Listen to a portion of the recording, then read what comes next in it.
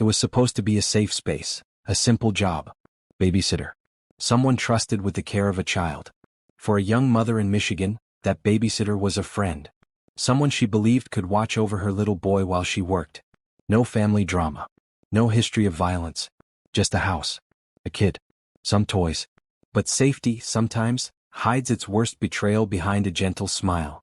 What happened next would shock a community, shake a family to its core, and leave a memory that no hug, no lullaby, no amount of tears could ever erase. On June 13, 2022, a 22-month-old boy named Kyrie Starks was left with a babysitter, 24-year-old Kimora Hodges.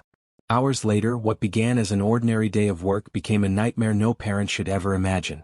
Kyrie's mother got a frantic phone call. She was told, "He ate soap. He's having an allergic reaction."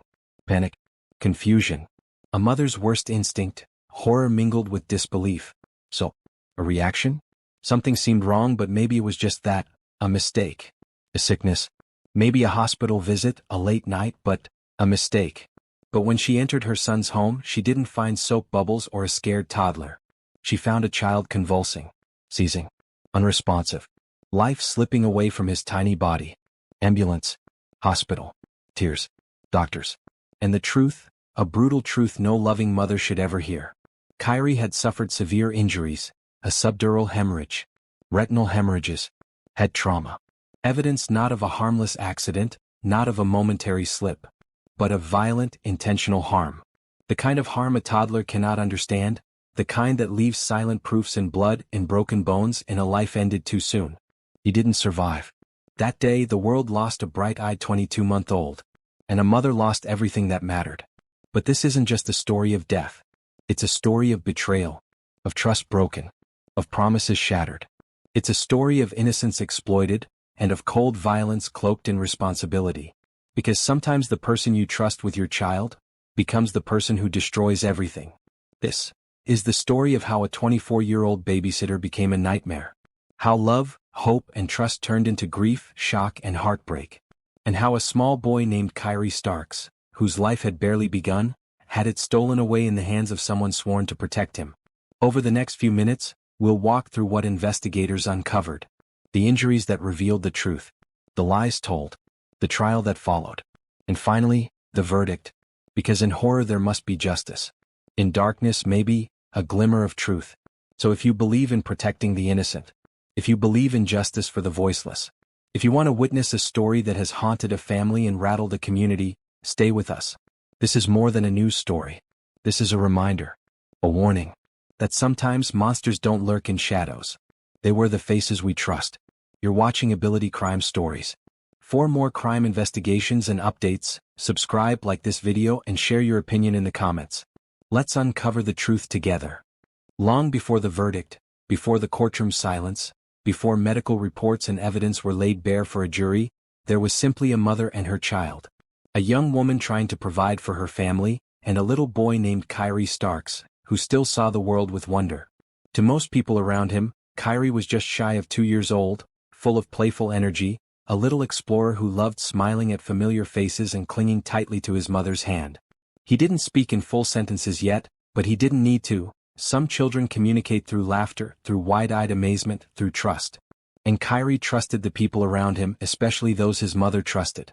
His mother, overwhelmed with the responsibilities that many young parents carry, worked to keep life stable. She wasn't looking for luxury, just survival, just love, just enough. Between babysitters, family, neighbors, and occasional help from friends, she created a system that let her go to work and return home each day to the brightest part of her world. Babysitting wasn't a glamorous job, but it was one that carried something priceless: responsibility, trust. It's a role that requires patience more than skill, empathy more than experience, a sense of protectiveness over someone else's child. Among the people who had helped care for Kyrie before was Kimora Hodges, a 24-year-old woman who lived in Roseville, Michigan. She wasn't a stranger. She wasn't a sudden face in the family circle. She had watched Kyrie before, enough times that there was no alarm, no fear. Just familiarity. That's the quiet danger of trust. It creeps into our decisions without making a sound, convincing us that things are safe simply because they were safe before. On the morning of June 13, 2022, Kyrie's mother dressed her son, packed his things, and dropped him off at Hodges' home. There was no argument, no doubts, no tension. Just a busy parent doing what parents do everywhere, leaving their child in the hands of someone they believed would protect them. In those moments, Kyrie was just being a toddler. Maybe fussy. Maybe tired. Maybe wanting attention, snacks, or toys. A child behaving exactly as children are meant to behave: curious, emotional, expressive, dependent. But that normal, ordinary behavior would soon collide with something dark inside the person caring for him. Something no one truly saw. Not yet. As the hours rolled on, there were no warning signs sent out into the world. No messages.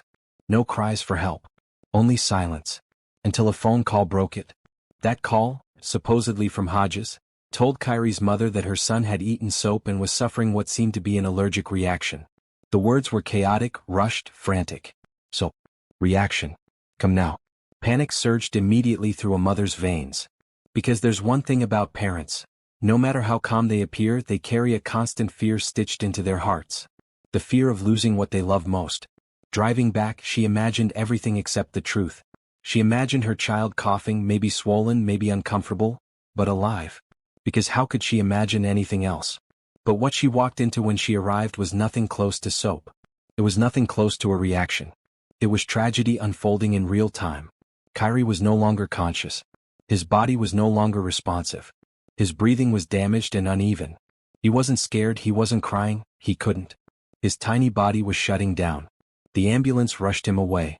Doctors surrounded him. Machines beeped. Medical teams worked urgently. But as they examined him, they uncovered something far more horrifying than soap. There were bruises. There was a subdural hemorrhage, a serious brain bleed caused by force. There were bilateral retinal hemorrhages, damage consistent with a child being shaken violently. These are injuries doctors know well. They are injuries that don't come from accidents, from tripping, from eating something wrong. They come from rage, from aggression, from abuse. As doctors worked, the truth was no longer something that could be hidden behind shaky explanations. No one needed to ask what really happened. The injuries answered for themselves. What happened inside that home wasn't an allergic reaction. It wasn't confusion. It wasn't a mistake. It was harm. In that moment, Kyrie's fight for life continued, but he wouldn't win it. The babysitter never called authorities for help. She never dialed emergency services. She only reached out when the consequences were already irreversible. And once confronted with medical evidence, investigators realized something terrifying. The danger never came from the outside world. It came from the person trusted to protect him. This is how the story begins, not with warning signs, not with strangers, not with evil hiding in alleyways, but with a babysitter, a child, a normal morning, and the quietest kind of betrayal. In emergency rooms, truth often arrives before words. It arrives in scans, in test results, in injuries that cannot be explained away. Before anyone said anything, before tears could even dry, the truth had already spoken through the wounds on little Kyrie's tiny body. Doctors who examined him didn't debate what they found. There was no confusion. No room for maybe. Kyrie didn't collapse on his own. He wasn't reacting to soap. His condition didn't come from a fall or a misstep. It came from a force no child should ever face: violent, repeated trauma. They saw the outcome of shaking. They saw the hallmarks of impact. They saw what medical textbooks describe but hope never to witness on a living child. As medical professionals worked desperately to keep him alive, they also contacted authorities. They had to. What they were seeing was a crime, and crimes demand answers. Police arrived at the hospital, but they didn't come loudly. They came with quiet observation and questions sharpened by suspicion. First they listened. They listened to what the mother saw, what she was told, what doctors were reporting. Then they turned their focus to the babysitter who made the frantic call, Kimora Hodges. At first, Kimora gave the same story she told on the phone. Kyrie ate soap and reacted to it. She stuck with it. Repeated it. Soap. Reaction. Panic. But each time she spoke, the story grew thinner, more fragile, less believable. Investigators weren't convinced. Neither were doctors. They hadn't even confronted her with the science yet. They simply allowed time to press against her, and time can be unforgiving. As hours passed and doctors' assessments grew more detailed, her explanation began to dissolve. The truth cornered her. Eventually she admitted more. But not everything. She didn't provide a clear confession. Instead, she revealed fragments, signs of frustration, impatience, and irritation with a crying child. She confirmed she lost control, yet refused to describe exactly how. She didn't paint the full picture, maybe because even she feared the horror of her own acts. Or maybe because she hoped the injuries could not speak louder than her words. But they did. They spoke. Loudly. Through every medical report. Through every hemorrhage. Through every bruise. While her story crumbled, another world was collapsing, the emotional world of Kyrie's mother. She waited in the hospital surrounded by faces she didn't know, machines she didn't understand, and outcomes she couldn't bear. The machines were keeping him alive, but only the machines. Doctors didn't promise miracles. They didn't offer false hope. The damage was too severe. The injuries had already rewritten the end of Kyrie's story. A tiny life was bleeding beyond rescue. And in that reality, a mother faced the most unthinkable decision. She had to say goodbye to her son in a hospital room where nothing else mattered anymore. Not questions. Not rage. Not disbelief. Just grief. A mother holding a child who should have had birthdays, first days of school, laughter-filled mornings, and toy-filled afternoons. Instead, she held him in heartbreak. Investigators now shifted from questioning motive to building a case. They looked at what wasn't done. No emergency call from the babysitter, no attempt to get help until it was too late. They examined the timeline. They reviewed inconsistencies in her statements. They interviewed neighbors. They pieced together the hours Kyrie spent under her care. What was discovered wasn't a single explosive moment, but a pattern of escalating frustration from Hodges. She admitted she became overwhelmed by Kyrie's crying. That she shook him. That she reacted without thinking. Experts would later confirm that even one instance of force like the injuries revealed is enough to be fatal. But this was not a spur-of-the-moment bump or accidental shake. It was sustained harm. And law enforcement saw it for what it was. An act of violence hidden behind a babysitter's responsibility. When the case reached the legal system, the emotional fallout expanded beyond one family. The community began to watch. Social media took hold of the story. Neighbors who once lived in quiet normalcy were now speaking to news cameras, describing shock that someone so young, someone trusted, could harm a child so defenseless. Public reactions were divided between horror at the actions and disbelief toward the babysitter's lack of remorse. In court, Hodges showed little emotion. She didn't face the mother. She didn't speak directly to the loss she caused. The silence became its own form of torment, the absence of apology, the absence of grief from the person responsible. But the emotional shockwave didn't only strike those grieving. It changed the lives of parents everywhere who heard about this case. Mothers who left children with neighbors. Fathers who trusted babysitters. Families with daycare workers and nannies. The story spread as a warning, a fear, a question echoing in living rooms across the state. Who really watches our children? Who can we truly trust? As the investigation reached its conclusion, evidence painted a narrative too clear to ignore. A caregiver's hands, meant to protect, had instead inflicted irreversible harm. Trust was shattered, innocence was stolen, and a young life was gone. Now justice was no longer an idea, it was coming. After months of investigation, grief, and uncertainty, the day of reckoning had arrived. Inside the Roseville courtroom, the air was thick with tension. Family members, friends, and community members sat silently, waiting to hear the verdict that would determine justice for a life tragically taken far too soon. At the center of it all, 24-year-old Kimora Hodges, the babysitter who had been entrusted with the care of 22-month-old Kyrie Starks, faced the consequences of her actions. For prosecutors, the case was clear. Doctors testified to the severity of Kyrie's injuries: a subdural hemorrhage, retinal hemorrhages, and extensive head trauma consistent with violent shaking and forceful impact. Investigators described Hodges' inconsistent accounts of the events leading to Kyrie's hospitalization, including the false claim that he had eaten soap. They presented a timeline that exposed her attempts to hide the truth, the delay in seeking medical attention, and the fragments of confession that revealed frustration and loss of control. The defense attempted to cast doubt, suggesting the injuries might have been accidental. But the evidence was relentless. Medical reports, photographs, and witness statements painted the same grim picture. Kyrie's death was not a tragic accident. It was the result of deliberate, violent actions by the very person entrusted to care for him. The jury absorbed every word, every detail, every image, understanding that the evidence left no room for uncertainty. Outside the courtroom, the community waited, grappling with shock and grief. Parents, neighbors, and strangers alike were forced to confront a painful reality. The innocence of a child could be destroyed in moments of unchecked anger. The story spread, not only as a tragedy but as a cautionary tale about trust, responsibility, and vigilance. For Kyrie's mother, the trial was both unbearable and necessary.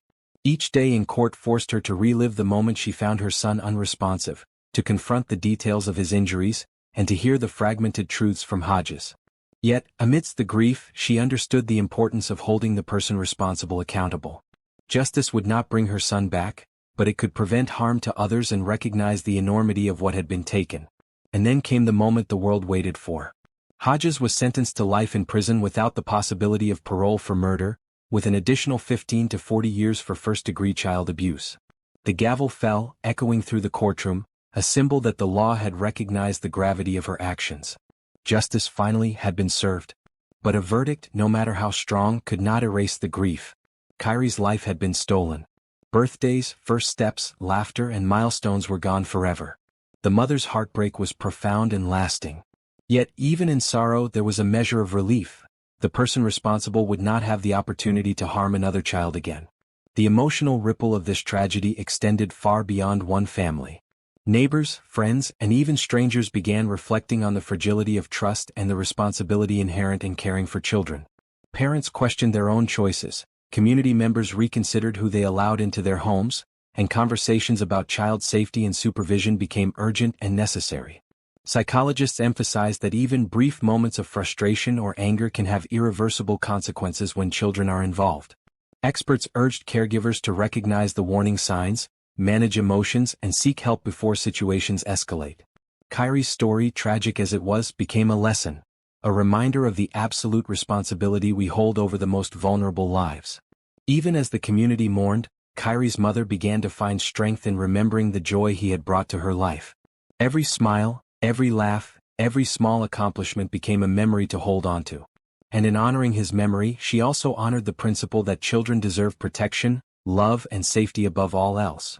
The aftermath of this tragedy reminds us all that vigilance matters, that trust should not be blind, and that every child deserves adults who will act with patience, care, and responsibility.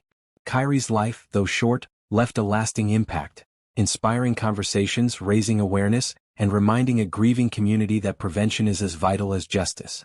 If Kyrie's story moved you, take a moment to hold the ones you love a little tighter. Share this video to raise awareness about child safety, supervision, and the responsibilities of caregivers. Subscribe to this channel for more stories that honor victims, reveal truths, and remind us all that justice and vigilance are never optional. Because every child deserves protection. Every life matters. And through memory, awareness, and action, we can prevent tragedies like Kyrie's from happening again.